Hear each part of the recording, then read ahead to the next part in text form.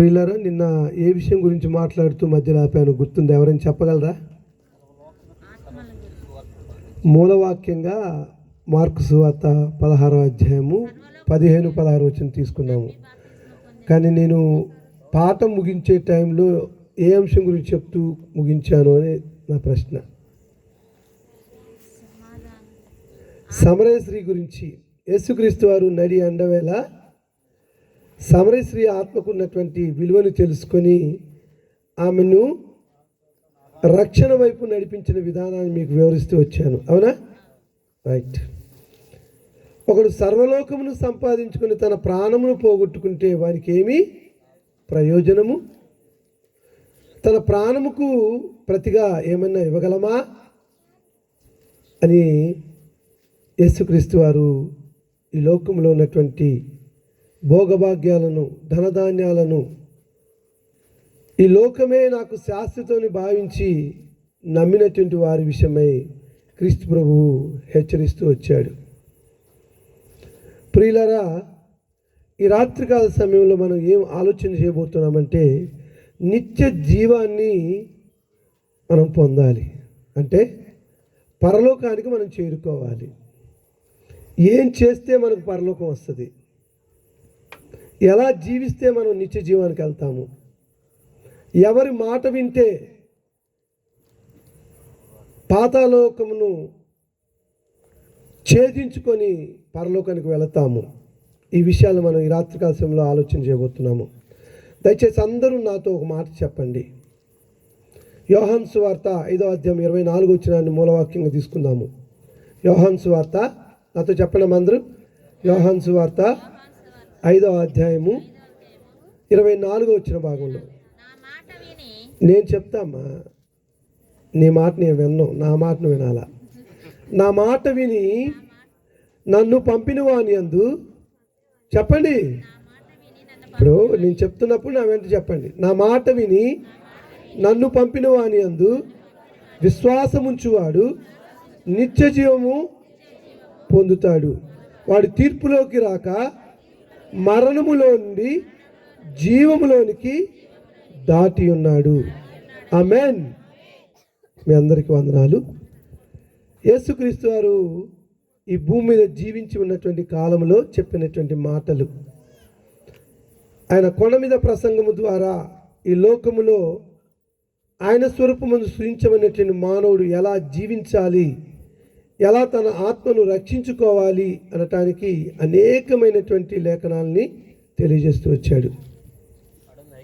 నేను నిన్నటి దినాన్ని మీకు తెలియజేశాను. ఒకడు ఆత్మ విలువైందా, శరీరం విలువైందా అని చెప్పినప్పుడు ఆత్మయే విలువైనది అనేటువంటి విషయాన్ని జ్ఞాపకం చేస్తూ వచ్చాము. ఇక్కడ యేసుక్రీస్తు వారు ఏం చెప్తున్నాడంటే, లూకాసు వార్త, అమ్మా జాగ్రత్త మాట్లాడద్దు మీరు, చాలా సెల్ ఫోన్లు ఉంటే కూడా సైలెంట్లో పెట్టుకోండి. మీకు చాలా అద్భుతమైన విషయాలు రాత్రికాల సమయం చెప్పబోతున్నాను. మీరు కనీ విని ఎరగనటువంటి మాటలు ఎన్నడూ కూడా మీరు వినరు. బహుశా మీ దగ్గర ఉన్న సేవకులు కూడా చెప్పరు. అంటే అంత శ్రద్ధతో వినాలి మనం కదా. క్రీస్తు ప్రభువు కొండ మీద ప్రసంగం ద్వారా ఈ సర్వ మానవాళికి తెలియజేసినటువంటి బోధనలు, వాస్తవంగా ఆయన ఏం బోధించాడో అలానే జీవించాడు. ఎలా జీవించాడో అవే బోధించాడు. మనము సువార్త పుస్తకాలను చదువుతున్నప్పుడు మత్తయి, మార్కు, లూకా, యోహాన్లు దాఖలు చేసిన విషయాల్లో ఏమి కనిపిస్తుందంటే, యేసుక్రీస్తు వారు ఎక్కడికైనా సువార్త ప్రకటించడానికి లేదా బోధ చేయడానికి వెళ్ళినప్పుడు తండోపతండాలుగా జనసమూహం వెళ్ళారు. మీకు తెలుసు కదా. ఆయన బోధలు విని అసలు ఆకలే మర్చిపోయారంట. మత్తయి సువార్త మనం చూసినప్పుడు వారిపై జాలిపడి యేసు, వీరు ఒకవేళ మార్గమధ్యంలో వెళ్ళినట్లయితే ముచ్చపోతారేమో అని ఉద్దేశించేత తన శిష్యులతో అంటాడు, మీ దగ్గర ఏమైనా ఉంటే వారికి పెట్టండి. ఆయన బోధలు ఉన్నటువంటి వారు దేహ సంబంధమైన ఆహారాన్ని కూడా మర్చిపోయారు. ఒక చిన్న పిల్లవాని వద్ద 5 చిన్న చేపలు, 5 రొట్టెలు, 2 చిన్న చేపలు ఉన్నాయి. మరొక సందర్భంలో ఎన్ని రొట్టెలమ్మా? ఒక సందర్భంలో 5 రొట్టెలు 2 చిన్న చేపలు, మరొక సందర్భంలో 7 రొట్టెలు తెలిసినగా ఆగిపోతున్నా, కొన్ని చేపలు అన్నాడు. తెలుసా మీకు ఎన్ని వేల మంది పెట్టాడు? 5 రొట్టెలు 2 చిన్న చేపలు 5,000 మంది భుజించారు. వారెవరు? పురుషుల సంఖ్య చెప్తున్నాడు. నేనేం చెప్పాలనుకుంటున్నా అంటే ప్రియులరా, ఆయన బోధలు విన్నటువంటి వారు అసలు ఆకలే మర్చిపోయారు. నా ప్రభువు కరుణా సంపన్నుడు, దయామయుడు. వారిపై జాలిపడి కేవలము 5 రొట్టెలను 2 చిన్న చేపలను ఆకాశం వైపు కన్నులెత్తి, తండ్రి ఈ ఆహారాన్ని ఇక్కడ వచ్చిన వారందరికీ కూడా భోజనం పెట్టిన ఆశీర్వదించమన్నాడు అని 50 మందిగా కూర్చోబెట్టి విరిచి అవి ఇస్తున్నప్పుడు ఎంతమంది తిన్నారని చెప్పి రాయబడింది? 5,000 మంది. ఈరోజు ఎవరైనా చేయగలరా అంత గొప్ప అద్భుతం? మేమైనా చేయగలమా? కనీసం ఎవరు చేయలేరు. అది కేవలము యేసుక్రీస్తు వారికి మాత్రమే సాధ్యము. పోయిన ఆయన ఎందుకు చేశాడో మీకు తెలుసా? ఈనాడు కూడా చాలామంది అద్భుతాలు, సూచక్రియలు, మహత్కార్యాలు ఇవన్నీ మేము చేస్తామని భ్రమింపజేస్తున్నారు. కానీ యేసుక్రీస్తు వారు చేసినటువంటి అద్భుతాలు, సూచక్రియలు, మహత్కార్యాలు మేము ఎవరము చేయజాలము. ఎందుకు అని అంటే ఆయన సృష్టికర్త, నేను మానవ మాత్రుని. యేసుక్రీస్తు వారి సృష్టికర్త, నేను మానవ మాత్రుని. ప్రియులారా, ఈ రాత్రికాల సమయంలో మీకు ఒక నిజమైనటువంటి దేవుని పరిచయం చేయబోతూ ఉన్నాను. నిజమైనటువంటి దేవుడు రాత్రికాల సమయంలో గుర్తు చేశాను. ఈ భూమి మీద దేవతలు, దేవుళ్ళు అనబడిన వారు అనేక మంది ఉన్నారు. కానీ మనకు ఒక్కడే దేవుడు. ఆయన ఎవరంట? తండ్రి. కొరింథీయుల మొదటి పత్రికలో మనం చూస్తున్నప్పుడు 8వ అధ్యాయం అంటాడు, మనందరికీ ఒక్కడే దేవుడు ఉన్నాడు, ఆయన తండ్రి. ఆయన యందు మనం బ్రతుకుచున్నాము. మనందరికీ ఒకడే ప్రభువు, ఆయన యేసుక్రీస్తు వారని చెప్పడం జరిగింది. కానీ ఈ లోకంలో ఉన్నటువంటి మనుషులకు తెలుసా దేవుడు అంటే ఎవరు? ఈ రాత్రికాల సమయంలో ఆ దేవుని పరిచయం చేయబోతా ఉన్నాను. ఈ శబ్దయంత్రం ద్వారా అందరైతే బిడ్డలు, వారు క్రైస్తవులు కావచ్చు, మహమ్మదీయులు కావచ్చు, హైందవులు కావచ్చు, మరి ఎవరైనా సరే నిజ దేవుడు ఎవరు అనేటువంటి విషయాన్ని తెలుసుకుంటే ఖచ్చితంగా వారి జీవితాలకు నిత్య జీవం అనేది లభిస్తుంది, మోక్షం అనేది లభిస్తుంది, స్వర్గం అనేది లభిస్తుంది, నిత్య జీవం అనేది లభిస్తుంది, పరలోకం అనేది లభిస్తుంది. ప్రశ్న, దేవుడు అంటే ఎవరు? ఎవరిని దేవుడు అంటాము? దేవుడు అంటే ఎవరు? ఎవరిని దేవుడు అంటాము? దేవుడు దేవుడు అంటాం కదా, అసలు దేవుడు అంటే ఎవరు? Who is God? How we can define the God? ఎలా దేవుని మనము నిర్వచించగలము? దేవుడు అంటే స్వయంభవుడు. దేవుడు అంటే ఎవరు? స్వయంభవుడు, తనకు తానుగా ఉన్నవాడు. ఆయన ఎవరు కూడా చేయలేరు, చేయజాలరు. ఆయనకు ముందు కానీ ఆయన వెనక కానీ ఎవరు లేరు. ఆయన దేవుడు అంటారు. ఈ లోకంలో 3 కోట్ల దేవతలు, దేవుళ్ళు ఉన్నారని నమ్ముతున్నారు మన సహోదరులు. 33 కోట్లు అంటారు, 3 కోట్లు అంటారు. వారి యొక్క విశ్వాసం ఏంటంటే చెట్టులో దేవుని చూస్తున్నారు, రాయిలో దేవుని చూస్తున్నారు, రప్పలో దేవుని చూస్తున్నారు, రాగి, వెండి, బంగారము ఇలాంటి వాటిలో దేవుని చూస్తున్నారు. కానీ దేవుడు అంటే ఎవరు? ఆయన స్వయంభవుడు, తనకు తానుగా ఉన్నవాడు. ఆయన ఎలా గుర్తించాలి? ఆయన గుర్తిస్తే మనకేం దొరుకుతుంది?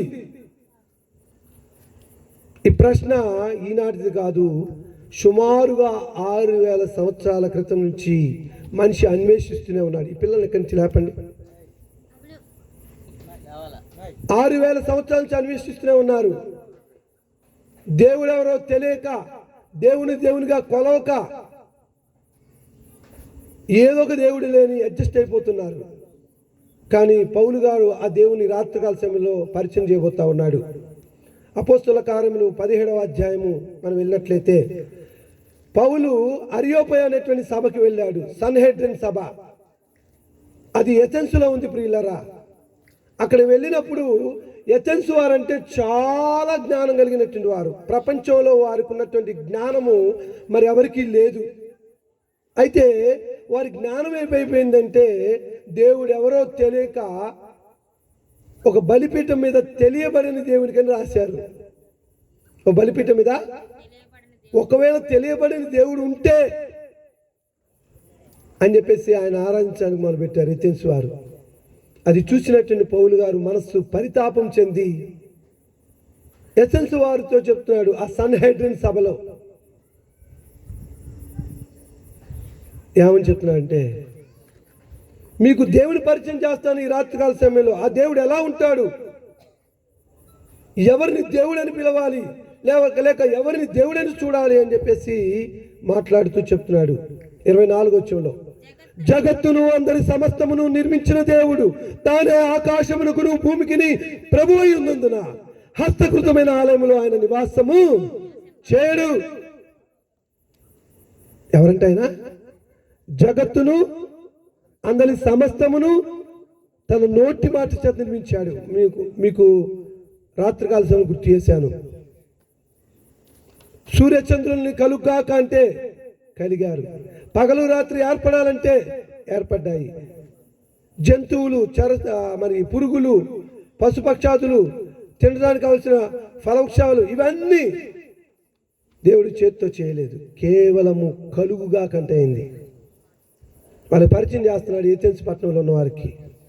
జగత్తును అందరి సమస్తమును నిర్మించిన దేవుడు తానే ఆకాశమునకును భూమికిని ప్రభువు అయి ఉన్నందున ఆయన హస్తకృతమైన ఆలయంలో నివసించడు. మానవుల చేత కట్టబడినటువంటి దేవాలయాల్లో దేవుడు నివాసం ఉండడు.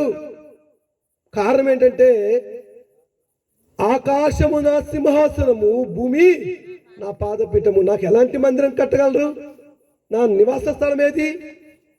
ఈనాడు మానవుడు ఏం చేస్తున్నాడంటే, ఒక పెద్ద గుడి కట్టేసి ఆ గుడిలో ఒక విగ్రహాన్ని పెట్టేసి, దేవుడా నువ్వు ఇక్కడే ఉండు అని దేవుణ్ణి శాసించే స్థితికి మానవుడు వెళ్ళిపోతున్నాడు.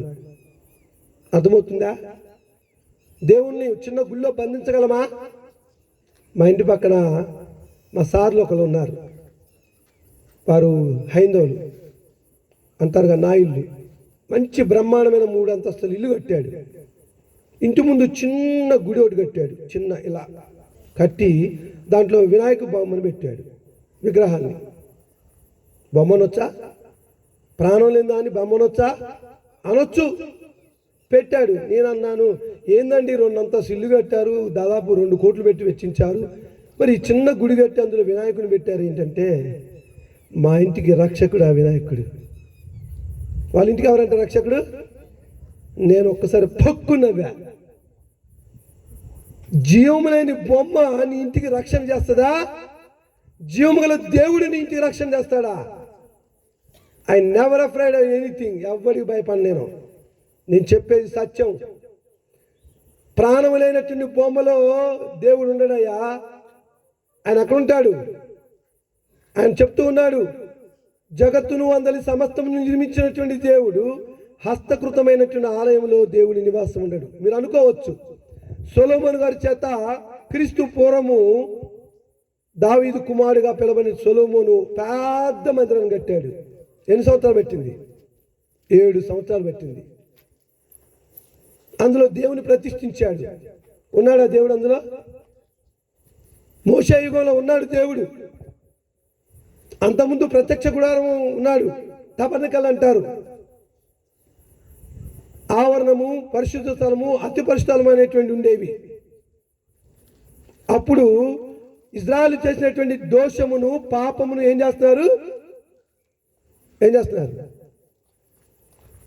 జంతువులను నరికి ఆ రక్తాన్ని తీసుకొచ్చి అతి పరిశుద్ధ స్థలంలో ప్రధాన యాజకుడు సంవత్సరానికి ఒక్కసారి వెళ్ళి రక్త ప్రోక్షణ చేస్తున్నాడు మందసం చుట్టూ. దాన్ని ఏమన్నారంటే ప్రత్యక్ష గుడారము అన్నారు.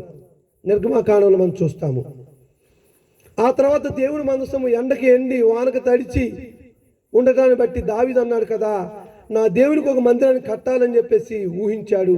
దానికి కావలసినటువంటి సమస్త బంగారాన్ని, వెండిని, అన్నిటినీ దరిచేశాడు. కానీ దేవుడు అన్నాడు కదా, దావీదు నీ చేతులు రక్తముతో నిన్ను ఉన్నాయి. దేంతో నిన్నంట? అత్యధికమైన యుద్ధాలు చేశావు, అనేక మందిని హతమార్చావు, నీ చేతులు రక్తముతో ఉన్నవి కనుక నీవు నాకు మందిరాన్ని కట్టడానికి అర్హుడవు కావు. కానీ నీ సంతతి నుంచి వచ్చేటువంటి నీ కుమారుడు నాకు ఒక మందిరాన్ని కడతాడని చెప్పాడు. తెలుసు కదా మీ అందరికీ. 2వ సమూయేలు గ్రంథము 7వ అధ్యాయము 14వ వచనం చూసినట్లయితే, నీ దినములు సంపూర్ణములగునప్పుడు నీవు నీ పితరులతో కూడా నిద్రించిన తర్వాత నీ సంతతిలోని ఒక్కరిని హెచ్చించి నా నామగంట కొరకు ఒక మందిరాన్ని కట్టిస్తాను అని చెప్పేసి అన్నాడు. చాలామంది సొలొమోను చేత కట్టబడేటువంటి దేవాలయమైన యెరూషలేము కట్టబడే దేవాలయం అనుకున్నారు. కాదు, అది డ్యూయల్ ప్రవసి అంటారు, ద్వంద్వ ప్రవచనము. చాలామంది దావీదు పుట్టినటువంటి సొలొమోను కట్టబోయేటువంటి మందిరం అనుకున్నారు. కానీ అక్కడ కండిషన్ చెప్పాడు, నీ దినములు అగునప్పుడు నీవు నీ పితరులతో కూడా నిద్రించిన తర్వాత, అంటే దావీదు చనిపోయిన తర్వాత నీ రాజ్యమును అప్పగిస్తాను, అతడు నా నామగంట కొరకు మందిరాన్ని కడతానన్నారు. అందరికి ఒక ప్రశ్న, సొలొమోను జీవముగల దేవుడైన యెహోవా కొరకు మందిరాన్ని కట్టించాడు యెరూషలేములో. దావీదు బ్రతికుండగానా, దావీదు చచ్చిన తర్వాత? పాస్టర్లకు చెప్పొచ్చు. దావీదు బతుకున్నప్పుడు సొలొమోను కట్టాడా, దావీదు చనిపోయిన తర్వాత సొలొమోను కట్టాడా? 7 సంవత్సరాలు. అయ్యా,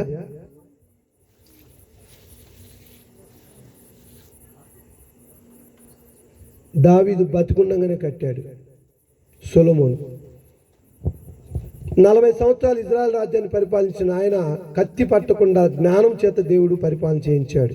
నేను ఎందుకు ఈ విషయాన్ని చెప్తున్నా అంటే, అపోస్తల కార్యములు 7వ అధ్యాయంలో చెప్తూ ఉంటాడు, ఆకాశం నా సింహాసనము, భూమి నా పాదపీఠము, మీరు నాకు ఎలాంటి మందిరం కట్టగలరు? నా నివాస స్థలం ఏది? హస్తకృతమైన ఆలయంలో దేవుడి నివాసం ఉంటాడా? మనుషుల చేత కట్టబడిన మందిరాల్లో దేవుడు ఉన్నాడు. మరి ఎక్కడుంటాడు? గుడి గోడలలో లేడు దేవుడు, గుండె గుడిలో ఉన్నాడు చూడు. గుడి గోడలలో లేదు దైవత, గుండె గుడిలో ఉంది చూడు. ఆత్మస్వరూపి నీలో దేవుడు. ఎక్కడ ఉంటాడు ఆయన? ఆత్మస్వరూపైన దేవుడు గుడి గోడల్లో ఉండడు, పెద్ద పెద్ద కట్టడాల్లో ఉండడు. ఎక్కడుంటాడు? నీ గుండె గుడిలో ఉంటాడు. కొరింథీయుల మొదటి పత్రిక మీరు చూసినట్లయితే 3వ అధ్యాయం 16వ వచనంలో, నీ దేహము దేవుని వల్ల అనుగ్రహించబడి నీలో ఉన్న పరిశుద్ధాత్మకు నిలయమని మీరు అడగరా? ఎవడైనా దేవుని ఆలయమును పాడు చేసినట్లయితే నేను వానిని పాడు చేస్తాను. మన గుండె గుడిలో ఉండాలని కోరుతున్నాడు. నా ప్రియులారా, జగత్తును అందరి సమస్తమును నిర్మించిన దేవుడు ఎక్కడ ఉండాలనుకుంటున్నాడు? ఈ చిన్న హృదయంలో ఉండాలనుకుంటున్నాడు. ఆ హృదయాన్ని రాత్రి కాలంలో ఇవ్వడానికి ఇష్టపడుతున్నావా? ఇష్టపడాలి. ఎందుకంటే దేవుడు అంటే అర్థం కాక చాలా మంది గిలగల్లాడుతున్నారు. చెప్తాను మీకు. రోమీయులకు రాసిన పత్రిక 1వ అధ్యాయం 20వ వచనంలో మాట్లాడుతూ ఉంటాడు అపోస్తలుడైన పౌలు గారు. ఆయన అదృశ్య లక్షణములు అనగా ఆయన నిత్యశక్తియు దేవత్వమును జగదుత్పత్తి మొదలుకొని సృష్టించబడిన వస్తువుల వలన అవి తేటపడుచున్నవి కనుక వారు నిరుత్తరులై ఉన్నారు అని అన్నాడు. దేవుని యొక్క అదృశ్య లక్షణాలు అర్థమైతే ఆ దేవుడు ఎవరో అర్థమవుతుంది. ఇప్పుడు నేనున్నానండి, నేను ఎంతమంది తెలుసు? 2 రోజులు మీ మధ్యకి వస్తున్నా కాబట్టి నేను అందరికీ తెలుసా? నా పేరు కుక్కల శ్రీనివాస్ పాల్. నేనే పెట్టుకున్న పేరు. నేను చెప్పాగా, శ్రీనివాసరావులే కానీ శ్రీనివాస్ పాల్ అని పెట్టుకున్నా. నా శ్రీనివాస్ అని పిలిపించుకోవడం ఇష్టం లేదు, కేఎస్ పాల్ అంటారు నన్ను గుర్తించాలంటే అలాగూ. ఉదాహరణకి ఇక్కడ ఒక అమ్మ కూర్చుంది, ఖమ్మంలో ఉంటాడంట, 5 అడుగుల 10 అంగళాలు ఎత్తు, మంచి మేలిమి ఛాయ, ఏది నీలమేక ఛాయ అంటే నల్లగుంటాడు. ఆయన కళాశాల ప్రిన్సిపల్ అంట అని ఈ గుర్తులు చెప్తుంటే ఏమంటారు, ఓ ఆయన అండి మా భద్ర అంటాడు, మా బాబాయ్ ఆయన అని అంటాడు, బంకా భద్ర. ఆయన ఎవరనుకున్నారు? కుక్కల శ్రీనివాసపాల్ అన్న మా బాబాయ్ అంటాడు. అంటే గుర్తులు చెప్పడం బట్టే గుర్తించింది. అలానే దేవుని కూడా కొన్ని గుణలక్షణాలు ఉన్నాయి. దేవుడు అనే వాడిని గుర్తించాలంటే ఈ రాత్రికాల సమయంలో మీరు సేవించే దేవునికి ఈ లక్షణాలు ఉంటే ఆయన దేవుడు. మీ ఇష్టం. మొట్టమొదటి లక్షణం ఏంటంటే ద గాడ్ ఈజ్ ఓమ్నిపోటెంట్. దేవుడు సర్వశక్తిమంతుడు. మీరు సేవించే దేవుడు సర్వశక్తిమంతుడు అయితే ఆయన దేవుడు. అది మహమ్మదీయులు పూజిస్తారా, హైందవులు పూజిస్తారా, క్రైస్తవులు పూజిస్తారా, మీరు పూజించే దేవుడు ఏమై ఉండాలి? సర్వశక్తిమంతుడై ఉండాలి. అంటే ఆయనకు అసాధ్యమైంది ఉండకూడదు. ఉదాహరణకి నేను ఉన్నాను, ఒక 100 కేజీలు బరువు మోయగలనా? మీరు ఎత్తితే నేను మోస్తా. మీరు ఎత్తితే నేను మోస్తా. నన్ను మోయమంటే నా వల్ల కాదు. అంటే నాకు పరిధి ఉంది, ఉందా? మరి దేవునికి సమస్త సృష్టిని కలుగ్గాకంట అయింది. అంటే దేవుడు ఎవరు? సర్వశక్తిమంతుడు. ఎవరు సర్వశక్తిమంతుడు? ఆయనే దేవుడు. రెండవ లక్షణం, దేవుడు సర్వాంతర్యామి.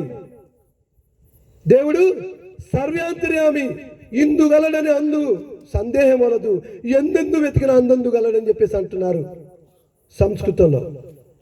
దేవుడు ఇక్కడ ఉన్నాడు, ఇదే సమయంలో ఖమ్మంలో ఉన్నాడు, ఇదే సమయంలో హైదరాబాద్లో ఉన్నాడు, ఇదే సమయంలో అమెరికాలో ఉన్నాడు, ఇదే సమయంలో సుమారు 800 కోట్ల జనాభాలో కూడా ఆయన ఉన్నాడు.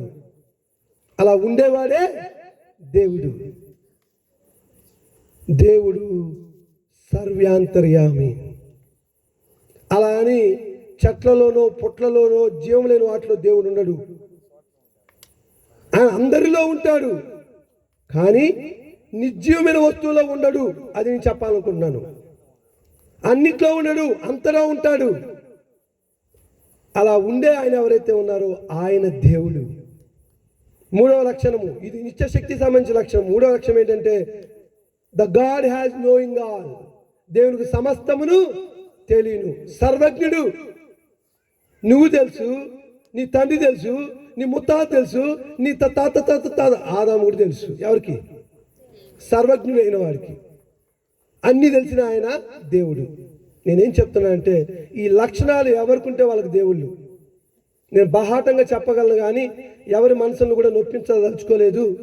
మీరు సేవించేటువంటి దేవుడు సర్వశక్తిమంతుడైతే ఆయన దేవుడు, మీరు సేవించే దేవుడు సర్వజ్ఞుడైతే ఆయన దేవుడు, మీరు సేవించే దేవుడు సర్వాంతర్యమైతే ఆయన దేవుడు, మీరు సేవించే దేవుడు పరిశుద్ధుడైతే ఆయన దేవుడు, మీరు సేవించే దేవుడు నిత్యుడైతే ఆయన దేవుడు, మీరు సేవించే దేవుడు ప్రేమామయుడైతే ఆయన దేవుడు. ఈ లక్షణాలన్నీ ఒక ఆయన సరిపోయాయి. ఆయన్ని కనుగొనటానికి నాకు సుమారు 25 సంవత్సరాలు పట్టింది. ఒక రోజు 2 రోజులు కాదు. ఎందుకంటే ఒకప్పుడు హైందవ పద్ధతిలో జీవించిన నేను చెట్టుని దేవుడు అన్నాను, పుట్టని దేవుడు అన్నాను, విగ్రహాన్ని దేవుడు అన్నాను, రాగిని దేవుడు అన్నాను, బంగారం దేవుడు అన్నాను, మట్టిని దేవుడు అన్నాను. కానీ వాటిలో జీవము లేదు. కానీ దేవునిగా కొలిశాను తెలియక. ఎప్పుడైతే వేదాలను చదవడం మొదలుపెట్టానో, సామవేదము, ఋగ్వేదము, యజుర్వేదము, అథర్వవేదము ఇవన్నీ సంస్కృతంలో రాయబడ్డాయి. అవి చదువుతున్నప్పుడు దేవుని గురించి అక్కడ పరిచయం చేశారు సంస్కృతంలో. హైందవులు చదివేటువంటి వేదాల్లో ఈనాడు నేను సేవించేటువంటి యేసుని గురించి పరిచయం చేశారు వాళ్ళు. సర్వపాప పరిహారో రక్త ప్రోక్షణం ఆవశ్యకం, తద్రక్తం పరమాత్మైన పుణ్యదాన బలి యాగం అన్నాడు. సామవేదంలో ఉంది. అంటే దాని అర్థం ఏంటంటే సమస్త మానవాళి యొక్క పాపాలు పోవాలంటే ఒక పరమాత్ముని యొక్క రక్తము అవసరమై ఉన్నది అని చెప్పబడుతుంది. వెతికాను నేను వేదాల్లో, రామాయణం వెతికాను, మహాభారతం వెతికాను, భాగవతం వెతికాను. అలాంటి పరిశుద్ధమైనటువంటి దేవుడు ఎక్కడా నాకు కనపడలేదు. దేవుళ్ళు దేవతలుగా అనబడుతున్నారు, కానీ ఒక పరిశుద్ధమైనటువంటి రక్తము, ఒక పరమాత్ముని యొక్క రక్తము నాకు కనపడలేదు. ఎక్కడ కనపడింది తెలుసా? బైబిల్ వచ్చి కనుగొన్నాను. హెబ్రీయుల పత్రిక 9వ అధ్యాయం 22వ వచనంలో చెప్పాడు, సమస్త వస్తువులను రక్తము చేత శుద్ధి చేయబడుననియు, రక్తము చిందింపకుండా పాప క్షమాపణ జరగదనియు సామాన్యంగా చెప్పవచ్చును అన్నాడు. పాపోహం పాప కర్మాణం పాప సంభవామి అన్నాడు.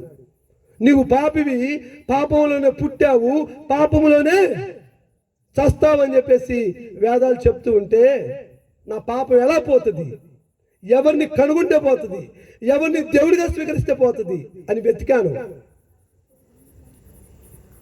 ఆ పాపాన్ని తీసివేయటానికి ఒక యుగ పురుషుడు 2020 సంవత్సరాల క్రితం ఈ భూమి మీదకి వచ్చాడు. ఆయన కనుగొన్నాను. ఆయన ఎవరు? యేసుక్రీస్తు వారు. ఇలా చెప్పినటువంటి లక్షణాలు ఉన్నాయి కదా. యేసుక్రీస్తు వారు సర్వశక్తిమంతుడుగా నేను గుర్తించాను. యోహాను సువార్త 1:1-2-3 అంటాడు, ఆది యందు వాక్యము నేను, వాక్యము దేవుని యొద్ద ఉండెను, వాక్యము దేవుడై ఉండెను, సమస్తము ఆయన మూలంగా కలిగి ఉన్నదేది ఆయన లేకుండా కలగలేదు, ఆయనలో జీవము ఉండెను, ఆ జీవము మనుషులకు వెలుగై ఉంది. ఎవరు ఆ వాక్యము? 14 అంటాడు, ఆ వాక్యమే శరీరధారి కృపా సత్య సంపూర్ణుడిగా మన మధ్య నివసించెను. ఎవరా వాక్యము? యేసుక్రీస్తు వారండి. ఆది యందు యేసుక్రీస్తు వారు ఉన్నారు. యేసుక్రీస్తు వారు దేవుని యొద్ద ఉన్నాడు. యేసుక్రీస్తు వారు దేవుడై ఉన్నాడు. సమస్తమును ఆయన మూలంగా కలిగింది. అంటే ఆయన ఎవరు? సృష్టికర్త. He's the creator. యేసుక్రీస్తు వారు క్రియేషన్ కాదు, సృష్టి కాదు. హీస్ ద క్రియేటర్, సృష్టికర్త. సమస్తమును ఆయన మూలంగా కలిగింది అంటాడు. కొలస్సీయుల పత్రిక 1:16 చూసినప్పుడు అపోస్తలుడు కొలస్సీయులకు రాస్తూ 1:15-16 అంటాడు. ఏమంటాడు? ఆయన అదృశ్య దేవుని స్వరూపై ఉండి సర్వ సృష్టికి ఆది సంభూతుడై ఉన్నాడు. ఏలయనగా ఆకాశమందును గాని, భూమి అందును గాని, భూమి కింద నీళ్ళ ఎందు గాని ప్రతిదీ ఆయన బట్టి, ఆయన ద్వారా సృజించబడింది అని అంటాడు. యేసుక్రీస్తు వారు సృష్టికర్త. యేసుక్రీస్తు వారు సర్వశక్తిమంతుడు. ఒక చిన్న ఉపమానం చెప్తాను, ఎక్కువ చెప్పను. యేసుక్రీస్తు వారు తన శిష్యులు అద్దరికి వెళ్తున్నారు సముద్రంలో, దోణిలో. ఆయన అలసిపోయి ఆమరమున సేద తీర్చుకుంటున్నారు. సముద్రం మధ్యలోకి వచ్చారు. అర్ధరాత్రి అయింది. ఒక్కసారి సముద్రం మీద గాలి తుఫాన్ రేగింది. ఆ యొక్క దోణె అటు ఇటు అతలాకుతం అయిపోతుంది. మనకు తెలుసు కదా. ప్రభువా ప్రభువా మేము నాశనం అయిపోతున్నాము, నశించిపోతుంది, నీకు చింత లేదా అని తెలీదా? సర్వలోకాలు చేసిన దేవునికి తెలీదా? లేచి అల్ప విశ్వాసులారా ఎందుకు సందేహపడుతున్నారు? ఉన్నదెవరు? లోకాల రక్షకుడు, సర్వశక్తిమంతుడు.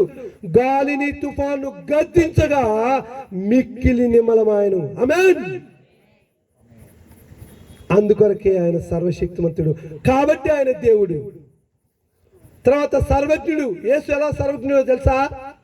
పొట్టి చెక్క అయినటువంటి లూకా సువార్త 19 అధ్యాయం చూస్తాము. పొట్టి సుంకరి, పొట్టివాడు ఉన్నారుగా జక్కయ్య, సుంకరి అయినటువంటి జక్కయ్య యేసు ఎవరో చూడగోరాడు. జనసమూహం వచ్చాక చూడలేకపోయాడు. త్వరగా వెళ్ళి దగ్గర ఉన్నటువంటి మేడి చెట్టు ఎక్కాడు. అది ఎవరికి తెలుసు? జనసమూహానికి తెలియదు. కానీ ఈ లోకాలను ఏదైతే నాదుడికి తెలుసు. ఆ త్రోవను వచ్చాడు. ఇలా వచ్చి అలా పైకి చూసి, జక్కయ్య త్వరగా దిగు, కామ్ డౌన్. నన్నేనా? జక్కయ్య నిన్నే, కిందగా నేడు నీ ఇంటికి రక్షణ వచ్చింది. అంటే నా ప్రభువు సర్వజ్ఞుడేనా? అన్ని తెలిసిన వాడేనా? అవును. కాబట్టి యేసు దేవుడు, యేసు దేవుడు, సర్వాంతర్యామి, అన్ని చోట్ల ఉండేటువంటి ఆయన. దాని కూడా ఒక ఉపమానం చెప్పొచ్చు. బైబిల్లో ఉన్నటువంటి ఒక మాట. యేసుక్రీస్తు వారి శిష్యులు యేసుక్రీస్తు వారి కంటే సముద్రం మీద వేరే ప్రాంతానికి వెళ్తున్నారు. మీరు ఎలా నేను వచ్చి కలుస్తా అన్నాడు. వారు దోణి ఎక్కి సముద్రం పడి వెళ్తూ ఉన్నారు. మధ్యరాత్రి అయింది. యేసుక్రీస్తు వారు వారితో లేడు. మంచి నడిరేయి యేసు నీళ్ళ మీద నడుచుకుంటూ వస్తున్నాడు. He was walking upon the water. నీళ్ళపై నడుచుకుంటూ వస్తే చూసి ఏమన్నారు?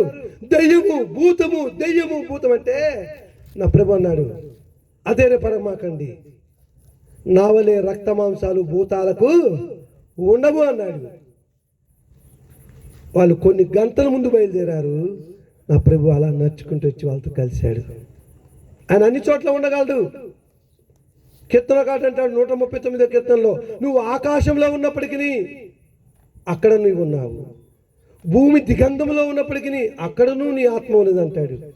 అంటే దేవుడి నుంచి ఎవరు కూడా తప్పించుకోలేరు. చాలామంది అంటే రహస్య పాపాలు చేస్తూ ఉంటారు.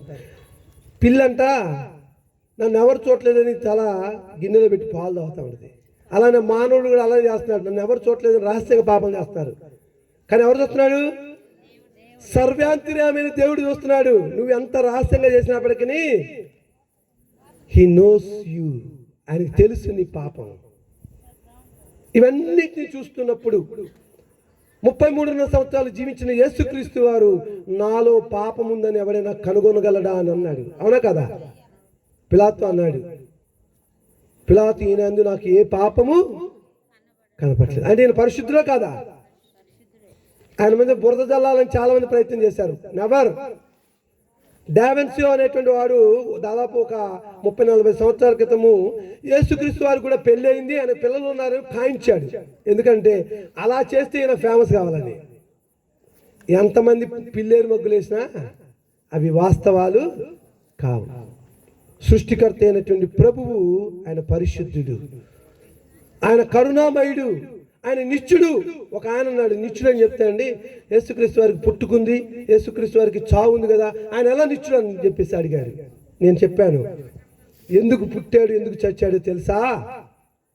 సర్వ మానవాళి రక్షణార్థమై, జగత్తు పునాది వేయబడుకొనిపే మానవుల యొక్క రక్షణార్థమై యేసుక్రీస్తు వారు నియమించబడ్డాడు. పేతురు రాసిన మొదటి పత్రిక 1:20 చూడండి. సర్వ మానవాళి రక్షణార్థమై యేసుక్రీస్తు వారు జగత్తు పునాది వేయబడకుంపై నియమించబడ్డాడు. కానీ ఆయన ఆది అందే ఉన్నాడు. ఆయన ఎవరు చేయలేదు. మానవుడిగా పుట్టి 33 సంవత్సరాలు జీవించి 33 సంవత్సరాలు మరణించాడు. కాబట్టి ఆయన నిత్యుడు అని చెప్పాను. నా ప్రియ దేవుని పిల్లారా, ఇప్పుడు ఆలోచన చేయండి. మీరు సేవించే దేవుడికి ఈ గుణ లక్షణాలు ఉంటే ఆయన దేవుడు. ధారాళంగా మీరు ఆరాధన చేసుకోండి. మీరు సేవించే దేవుడు సర్వశక్తిమంతుడు అయితే, మీరు సేవించే దేవుడు సర్వజ్ఞుడు అయితే, మీరు సేవించే దేవుడు సర్వాంతర్యం అయితే, మీరు సేవించే దేవుడు నిత్యుడు అయితే, మీరు సేవించే దేవుడు పరిశుద్ధుడు అయితే, మీరు సేవించే దేవుడు కరుణామయుడైతే ఆయన్ని ప్రేమించండి, ఆయన ఆరాధించండి. ఇది మీ విజ్ఞప్తికే వదిలేస్తున్నాను. మనకి దేవుడు జ్ఞానాన్ని ఇచ్చాడు, బుద్ధి జ్ఞానం ఇచ్చాడు. ఏది మంచో ఏది చెడ్డో ఏది కాదో ఏదవునో అనేది ఇచ్చాడు. అయితే నా 25 సంవత్సరాల అన్వేషణలో యేసుక్రీస్తు వారి దేవుడిని కనుగొన్నాను. నా ప్రియులారా, ఈ రాత్రికాల సమయంలో ఆ దేవుడిని కనుగొన్నటువంటి యేసుని నేను నమ్మి నిత్య జీవం పొందుట కొరకు యేసుని నా సొంత రక్షకుడిగా అంగీకరించి ఇప్పటికీ 28 సంవత్సరాలు అయింది. ఎన్ని సంవత్సరాలమ్మా? 1998 ఆగస్టు 2వ తారీఖున యేసుక్రీస్తు వారిని నా సొంత రక్షకుడు అంగీకరించి నా పాపమంతటిని కూడా పెంటతో ఎంచుకున్నాను. నాకున్న ఆస్తి, ఐశ్వర్యము, ఘనత, పదవి ఇవేవి కూడా నా ప్రభు చూపినటువంటి త్యాగముందు ఎనదగినవి కావు అని ఎంచుకున్నాను. అప్పటి నుంచి తీర్మానం చేసుకున్నాను, మనందరం నిత్య జీవానికి వెళ్ళాలి. ఎక్కడికి వెళ్ళాలి? నిత్య జీవానికి వెళ్ళాలి. ఎలా వెళ్ళాలి? ఆయన మాట వింటే వెళ్తాము. అదేగా చెప్పింది యోహాను సువార్త 5:24 ఏమంటాడు? నా మాట విని నన్ను పంపిన వాని అందు. ఎవరు పంపారు? యేసుక్రీస్తు వారిని. యోహాను సువార్త 17:3 అద్వితీయ సత్యదేవుడు నిన్నును నీవు పంపిన యేసుక్రీస్తును ఎరుగుటే నిత్య జీవం. ఎరగటం అంటే ఆజ్ఞలు గైకొంటాం. మొదటి యోహాను పత్రిక 2:3 ఉంటుంది. ఆయన ఎరగటం అంటే ఆజ్ఞలు గైకొంటాం. ఆయన ఆజ్ఞలు భారమైనవి కాదు ప్రియులారా. 613 ఆజ్ఞలు ఉన్నటువంటి ధర్మశాస్త్ర ఆజ్ఞల్ని 2 ఆజ్ఞల్లో నిక్షిప్తం చేశాడు. మత్తయి సువార్త 22:37 భాగంలో నీ పూర్ణ హృదయంతో, నీ పూర్ణాత్మతో, నీ పూర్ణ వివేకంతో, నీ పూర్ణ శక్తితో, నీ పూర్ణ బలముతో నీ దేవుడిని యెహోవాను ప్రేమించాలి. I love you God. ఏదో ఫ్లవర్ ఇచ్చి లవ్ యూ చెప్పడం కాదమ్మా. ఆయన ఆజ్ఞలు గైకుంటే ప్రేమించినట్టు. రెండోది నిన్ను వలే నీ పొరుగు వారిని ప్రేమించండి. ఈ 2 ఆజ్ఞలు చేస్తే ఎక్కడికి వెళ్తారంట మీరు డైరెక్ట్గా? ఎక్కడికి వెళ్తారు? నిత్య జీవానికి వెళ్తారు. అర్థమవుతుందా? దేవుడు లోకమును ఎంతో ప్రేమించాడు. ఎంతగా ప్రేమించాడు? తన ప్రియ కుమారుడైన యేసుక్రీస్తు అని మనందరి కొరకు అర్పించేంతగా ప్రేమించాడు. కాగా తన అద్వితీయ కుమారుని యందు విశ్వాసం ఉంచు మనమందరము నిత్య జీవం పొందినట్లు ఆయనను అనుగ్రహించాడు. చూసారా? యేసుక్రీస్తు వారే లేకపోతే మనకు రక్షణ లేదు.